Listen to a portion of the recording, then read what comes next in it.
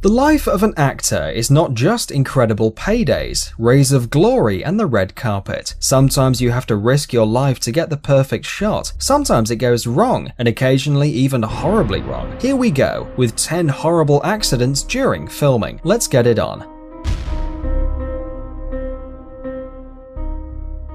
Now You See Me. Isla Fisher almost lost her life filming the magician thriller Now You See Me, when she came scarily close to drowning while filming a scene chained in a tank. Of course, the trick was supposed to see Fisher unlock her shackles to escape in the nick of time, blow audiences away, and in turn, receive thunderous applause. However, Fisher couldn't break free from her shackles when a chain got caught and ended up staying underwater for a whole 3 minutes before finally coming up for air. Thankfully, with the help of a release switch and a stuntman nearby, the actress lived to tell the tale. The Twilight Zone.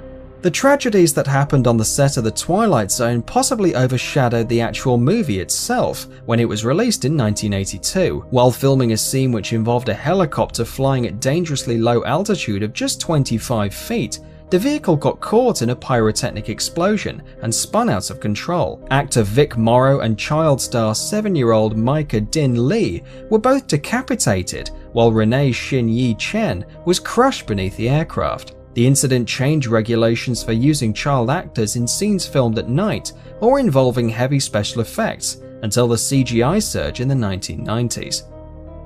The Crow. Sadly, in what must be the most documented freak accident on the set of a movie ever, the son of Bruce Lee lost his life. Brandon Lee was destined to become a silver screen sensation after landing a huge role in the 1994 fantasy thriller The Crow, based on the comic of the same name. A real bullet was bizarrely misused during a scene where Lee's character gets shot, and the mistake killed Lee in one of the most shocking tales in film history. He was 28 years old. Top Gun.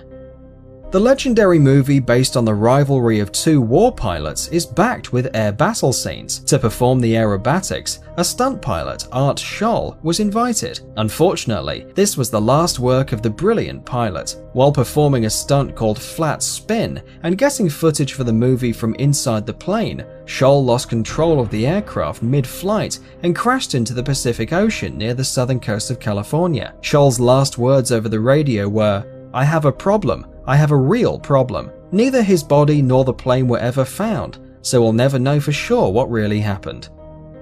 Steel. In a rare case where the stunt has become more famous than the movie itself, stuntman AJ Bakunis attempted a record-breaking jump from the 22nd floor of a construction site, a height of 96 meters. It was an act of spectacular bravery that would quickly turn deadly. His father and a crowd of over 1,000 others watched as Bakunis attempted the amazing jump. He performed it perfectly, but the airbag split on impact and he died the next day from his injuries. Harry Potter and the Deathly Hallows Part 1. Daniel Radcliffe, who plays Potter himself, has multiple scenes in which he darts around through the air on a broomstick. It looks great, kids love it, and it's completely fake. So fake that Radcliffe isn't even the real subject being filmed in a lot of the crazy action-packed scenes. Radcliffe had a stunt double for most of his flying sequences, one of which involved an explosion. The stunt didn't go as planned. During a practice run, the explosion knocked stunt double David Holmes against a wall, fracturing his neck and leaving him paralyzed from the neck down, with little mobility in his arms and hands. Troy. What could go wrong in a gazillion-dollar epic production starring Brad Pitt, Orlando Bloom, and Diane Kruger? Ironically, during the filming of Troy, Brad Pitt, who played Achilles, had a mishap during the production and tore his left Achilles tendon. But the worst was yet to come when George Camilleri, a keen bodybuilder, broke his leg while filming an action sequence at Garganta. He was operated on the following day, but suffered complications and died 2 weeks later. In addition to that, while filming in Cabo, Baja California Sur, Mexico, the production had to deal with 2 hurricanes in less than a month. The last hurricane came the last week of production, when everything was pretty much wrapped. Despite all of that, the movie kept going and was a box office hit. The Expendables 2.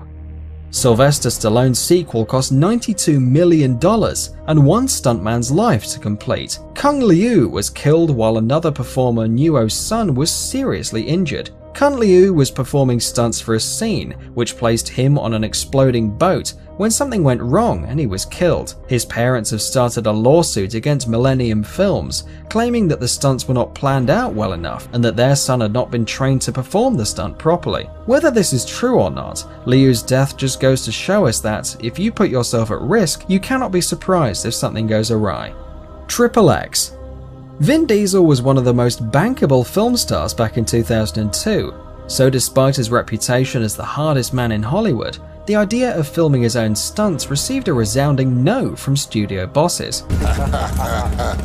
While filming his first leading movie since breaking out in Fast and Furious, Diesel's stunt double Harry L. O'Connor died shooting a scene where he had to rappel down a line and land on a submarine. The stunt went horribly wrong when O'Connor slammed into a bridge at high speed, killing him on impact. Director Rob Cohen left the scene in, minus the death, as a tribute. The Lone Ranger.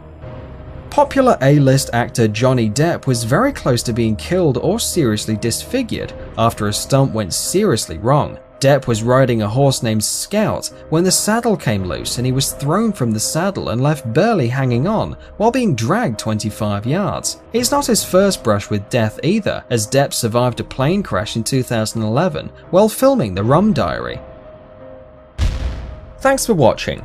Please like and share the video in social networks, and we'll be right back to you as fast as we can.